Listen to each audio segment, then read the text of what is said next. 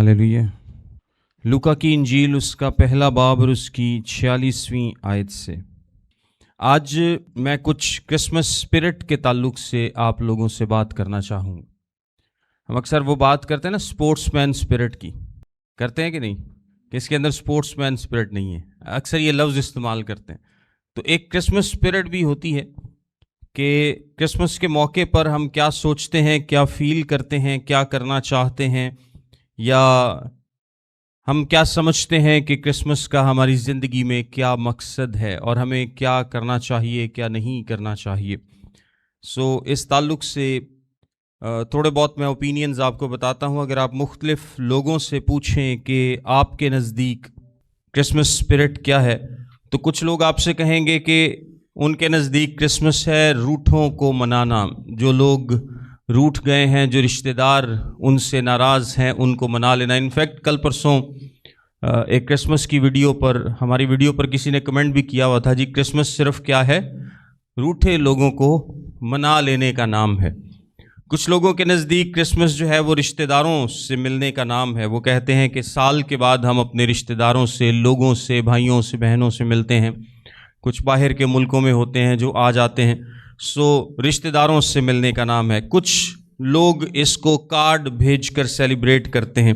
वो समझते हैं कि हमने अपनी सारे जानने वालों को, और आजकल कार्ड का मुतबादल वैसे व्हाट्सएप मैसेज है, क्या ख्याल है कि सारी लिस्टें बना के तुसी सारे जानने वाले नूं एक बारी विश कर देता है, तो उसके बाद भावें फिर सारा दिन सौ के कर ले, की ख्याल है। कुछ लोगों के नज़दीक ख़ास तौर पर हमारे कुछ मसीही भाई ऐसे हैं जिनके नज़दीक ये एक बोतल का नाम है। तो बोतल तुसी समझ दो केड़ी, खास तौर पे चवी दी रात नूं ते ये बोतल बहुत ज़्यादा नज़र आती है। तो उनके नज़दीक क्रिसमस स्पिरिट और कुछ नहीं है। उनके नज़दीक क्रिसमस स्पिरिट क्या है, एक या एक से ज़्यादा बोतलों का नाम है। कुछ के नज़दीक ये खाना पीना है। अच्छा, ऐसे लोग भी हैं जिनके लिए क्रिसमस खुशी की बजाय दुख का मौका बन जाता है। और वो कैसे?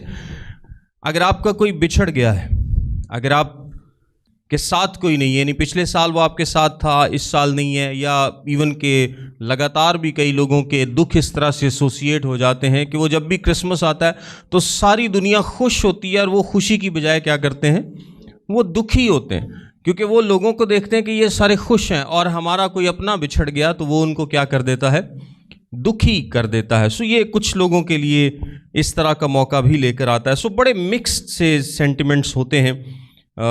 कुछ मैंने आपको बताया, इसके अलावा भी बहुत सारे हैं जिससे लोग क्रिसमस मनाते हैं या वो क्रिसमस पर ये चीज़ें करते हैं और उनके ख्याल में बस यही करना क्या है, क्रिसमस है। कुछ लोग रसूमात में शरीक होते हैं, बस चर्च में जाते हैं, उनको है कि चर्च लाजमी जाना चाहिए या फ़लाँ फ़लाँ रस्म में शामिल होना चाहिए, तो इससे क्या होगा, क्रिसमस हो जाएगा। लेकिन सबसे जो बेस्ट मिसाल होती है जब भी हम किसी चीज़ के बारे में सीखना चाहें, तो वो हमें कहाँ से मिलती है, बाइबल मुकद्दस से। कहाँ से मिलती है, बाइबल मुकद्दस से।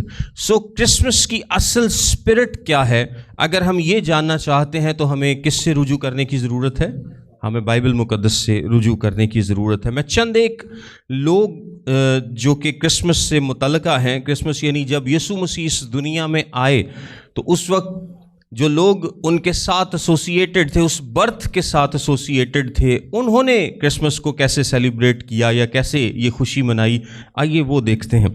सबसे पहले एलिज़ाबेथ की बात करते हैं। मेरे साथ देखें लूका की इंजील उसका पहला बाब और उसकी 41वीं आयत। अभी हम मेन हवाले पे बाद में आते हैं। लूका की इंजील उसका पहला बाब और उसकी 41वीं आयत में लिखा है, जो ही अलिशबा ने मरियम का सलाम सुना तो ऐसा हुआ कि बच्चा उसके रहम में उछल पड़ा और अलिशबा रूहुल कुद्स से भर गई और बुलंद आवाज़ से पुकार कर कहने लगी कि तू औरतों में मुबारक है और तेरे रहम का फल मुबारक है, और मुझ पर यह फजल कहाँ से हुआ कि मेरे खुदावंद की माँ मेरे पास आई।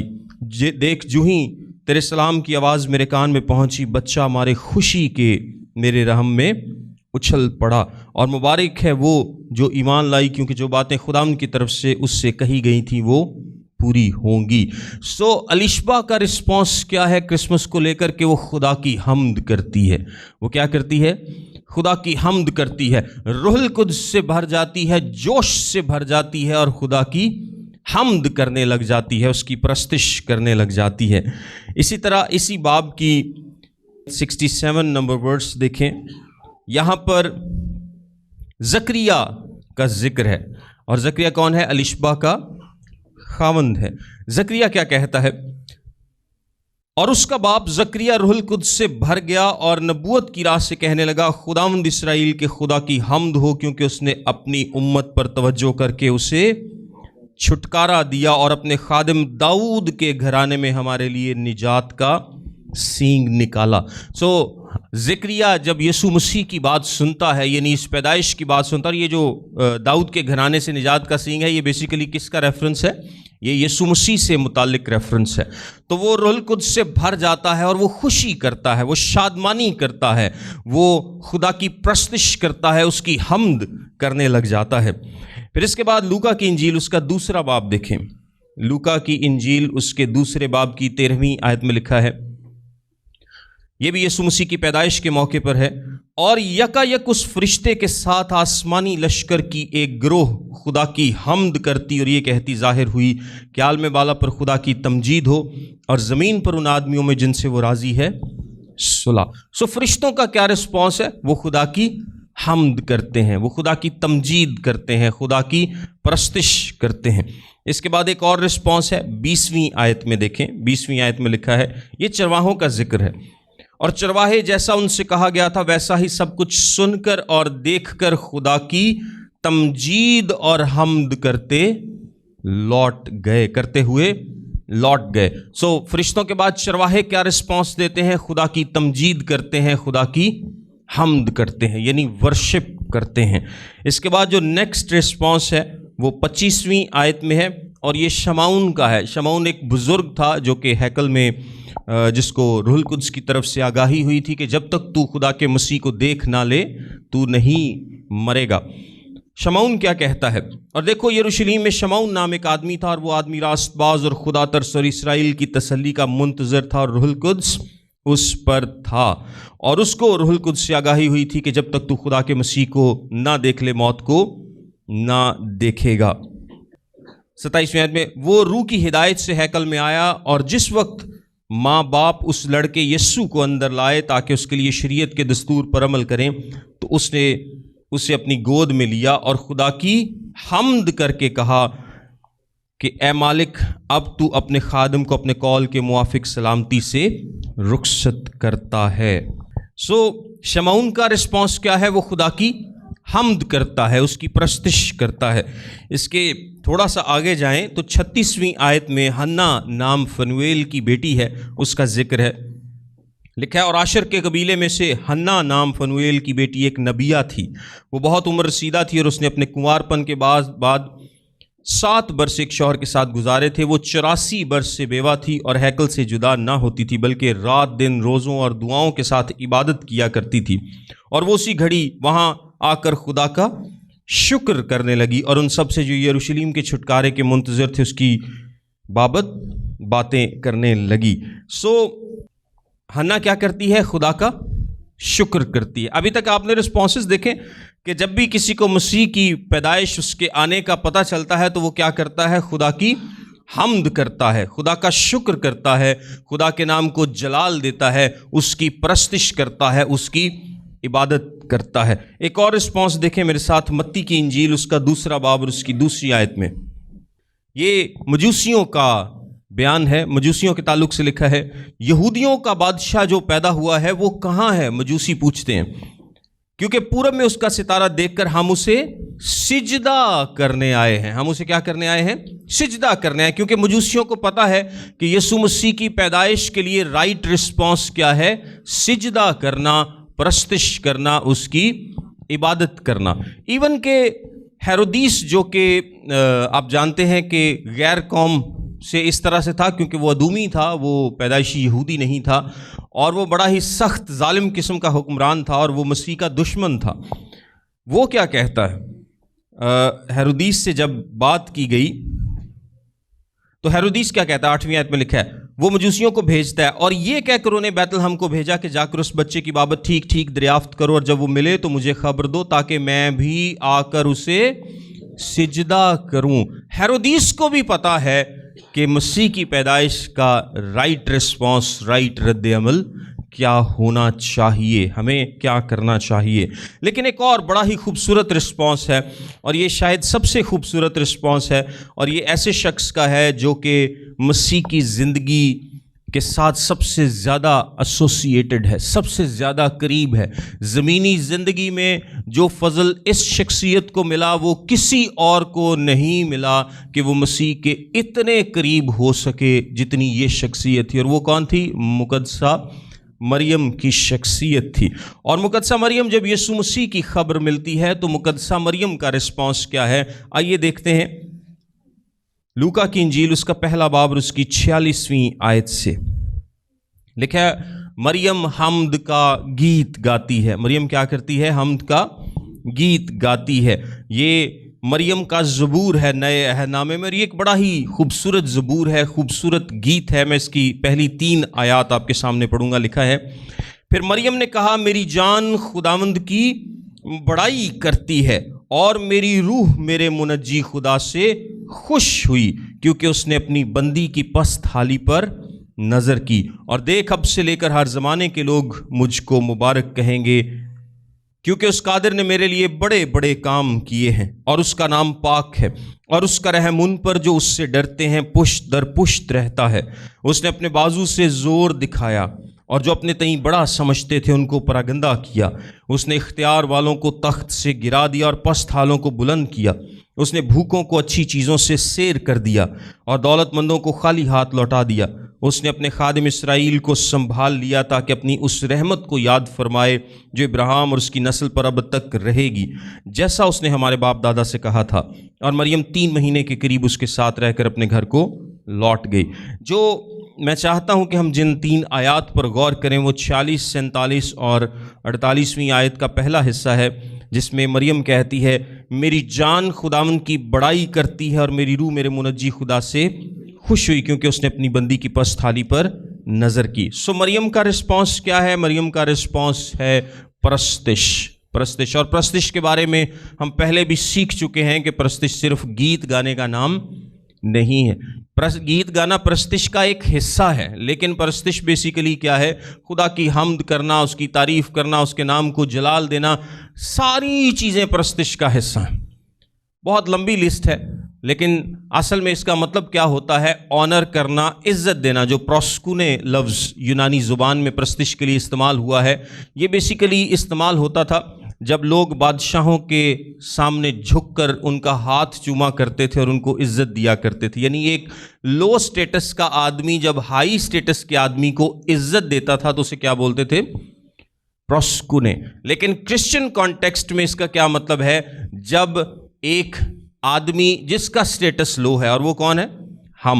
ہم خداوند کو عزت دیتے ہیں، اس کو جلال دیتے ہیں، اور خداوند کو عزت اور جلال دینے کا مطلب یہ ہے کہ جو خداوند کی صفات ہیں، جو خداوند کے اوصاف ہیں، ہم ان کو تسلیم کرتے ہیں۔ ہم ان کو کیا کرتے ہیں؟ تسلیم کرتے ہیں، قبول کرتے ہیں، اور اس کی تعریف کرتے ہیں۔ خداوند کے نام کو جلال دینا ہے۔ سو مریم کا جو رسپانس ہے وہ ورشپ ہے۔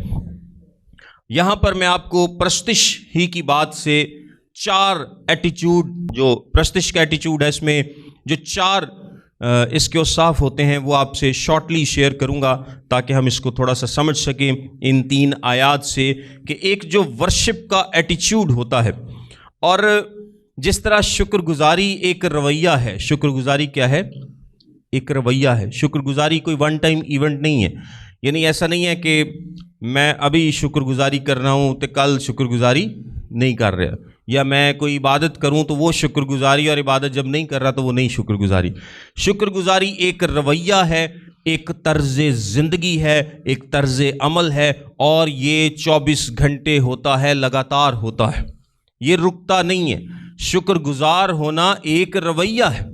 آپ جتنی مرضی دیگے چڑھا لیں، لیکن اگر آپ کا دل ہر وقت خداوند کے حضور میں شکر گزار نہیں ہے تو پھر آپ کی زندگی میں شکر گزاری نہیں ہے۔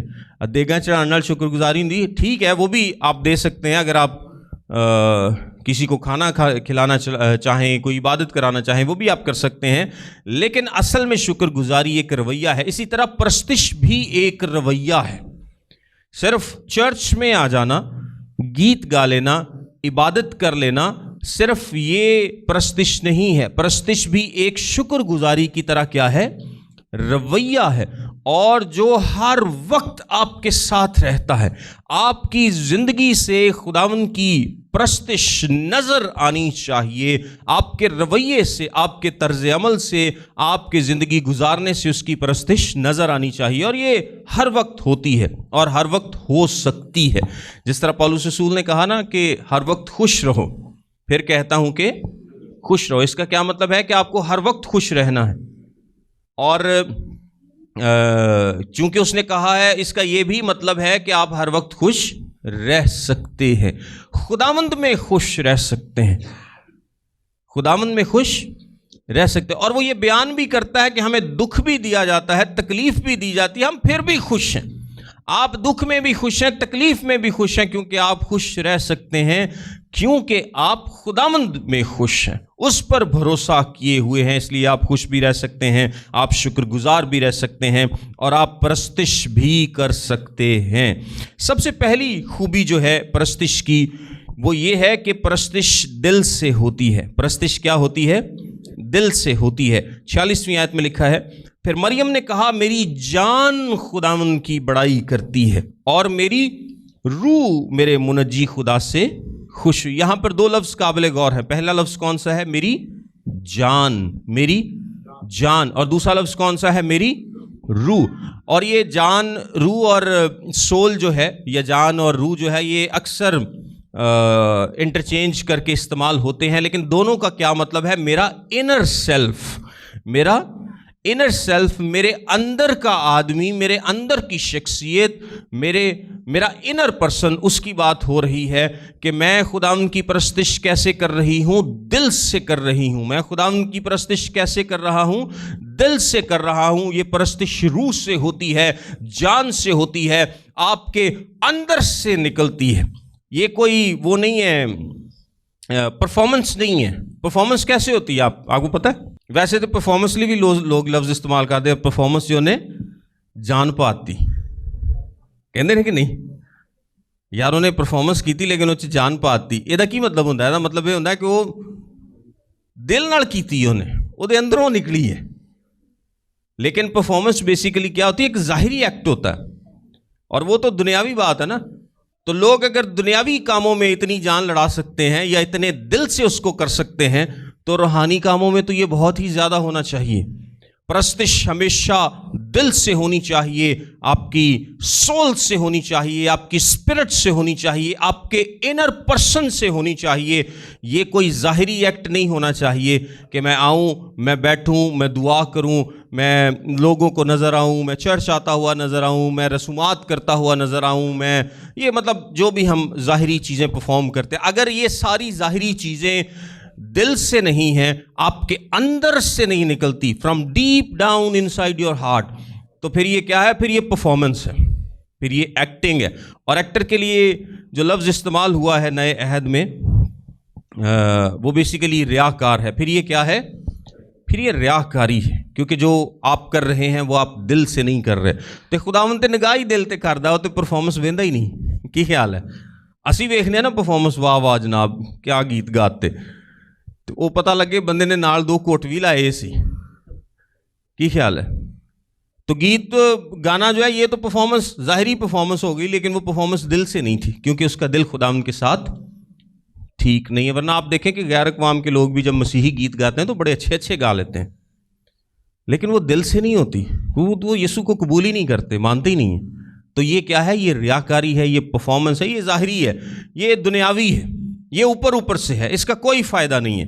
سو مریم کی پرستش میں ہم پہلا جو اس کا ایلیمنٹ دیکھتے ہیں وہ کہتی ہے، میری جان خداوند کی بڑائی کرتی ہے، اور میری روح میرے منجی خدا سے خوش ہوئی۔ سو پہلی بات ہم نے دیکھی کہ پرستش جو ہے یہ دل سے ہوتی ہے، یہ اندر سے نکلتی ہے۔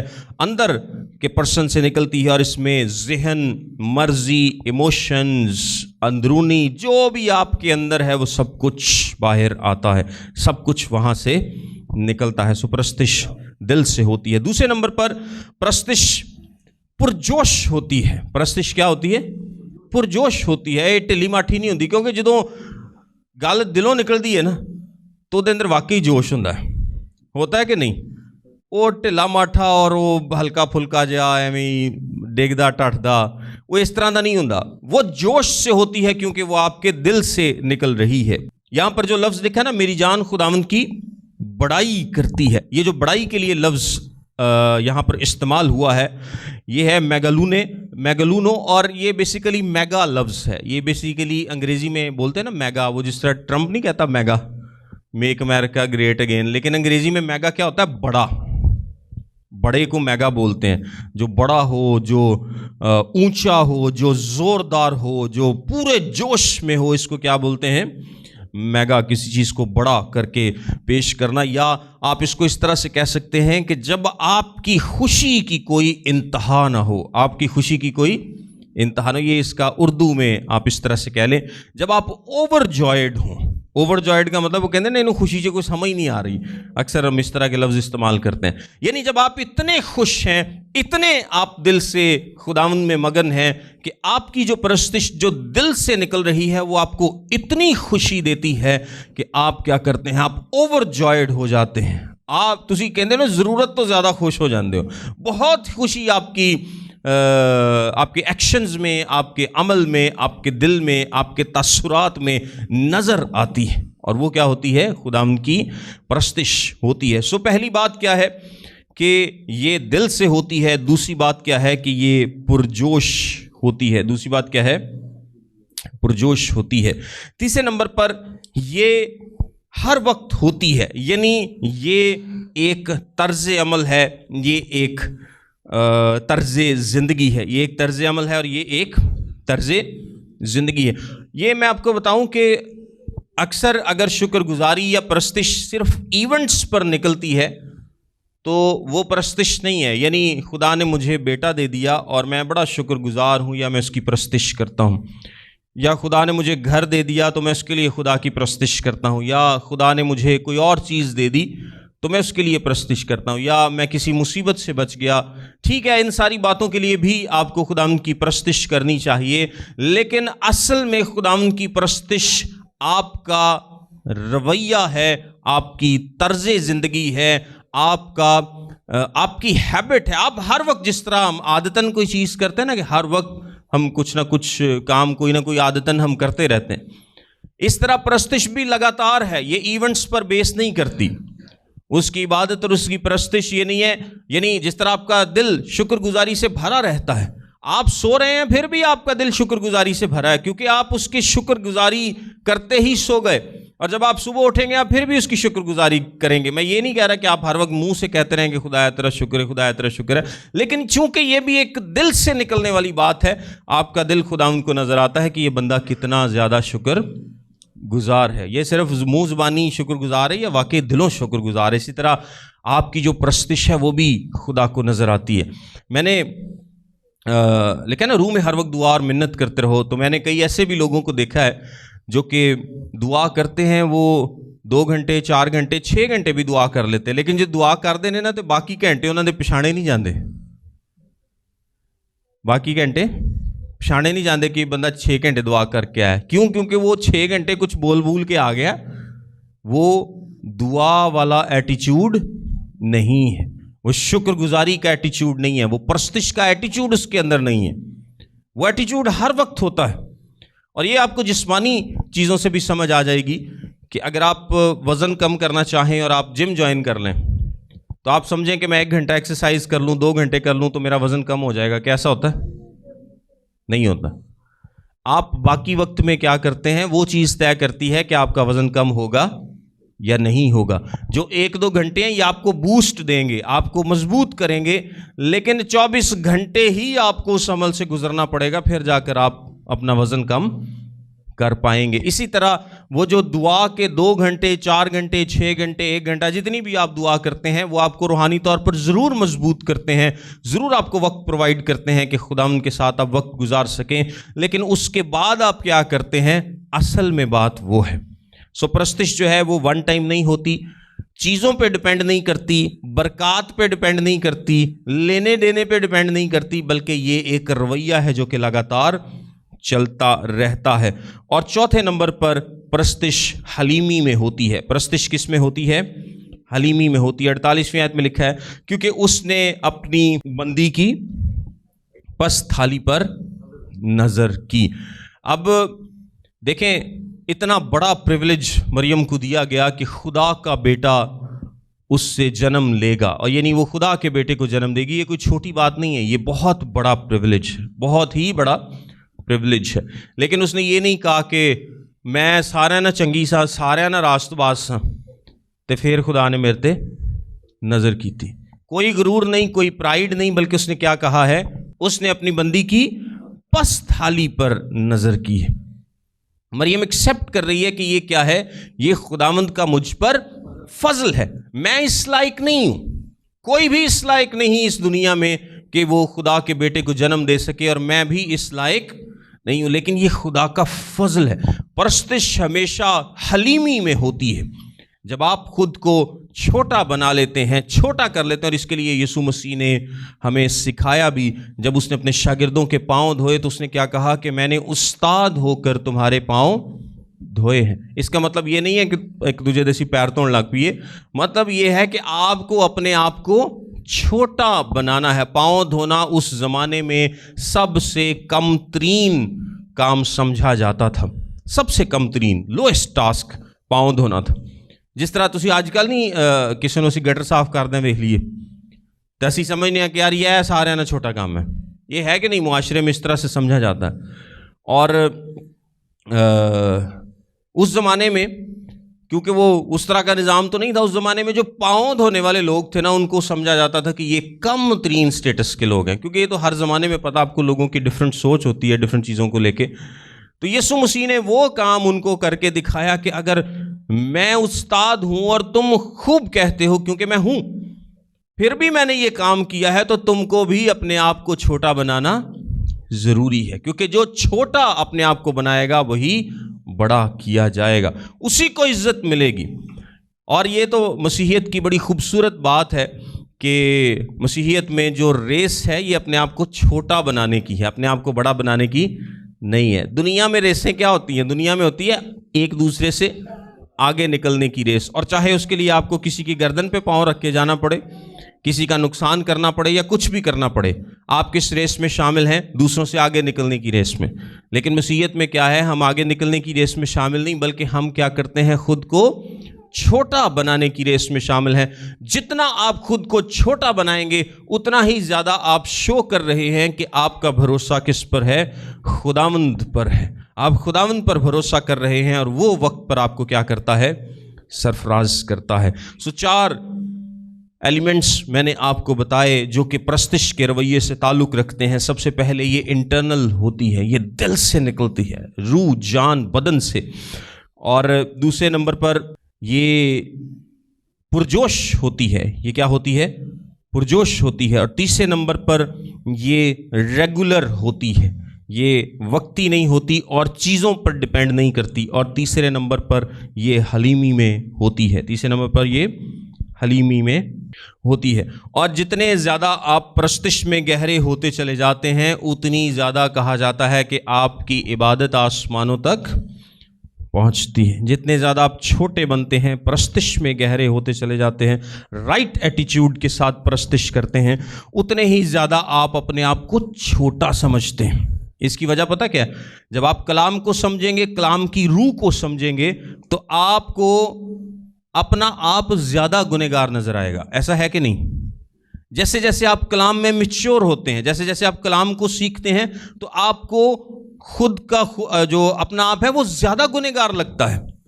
کیونکہ اب آپ کو پتہ چلتا ہے کہ یار میں یہ بھی ٹھیک نہیں کرتا، میں یہ بھی ٹھیک نہیں کرتا، یہ بھی چیز میری ٹھیک نہیں ہے. خداوند کی جو محبت ہے، جیسے جیسے آپ اس کو جاننا شروع کر دیتے ہیں تو آپ خود کو جب اس پہ تولتے ہیں تو پھر آپ کو پتہ چلتا ہے کہ آپ تو بہت پیچھے ہیں. اور یہ خداوند کا بہت بڑا فضل ہے. جو لوگ کلام کو گہرے طور پر نہیں جانتے وہ لوگ ہمیشہ اس طرح کی باتیں کرتے ہیں کہ میں ٹھیک ہاں، میں کوئی ایڈے برے کام نہیں کرتا. لیکن جڑے کلام نو جان جاندے نے انہوں نے پتہ لگ جاتا ہے کہ وہ ٹھیک نہیں گے.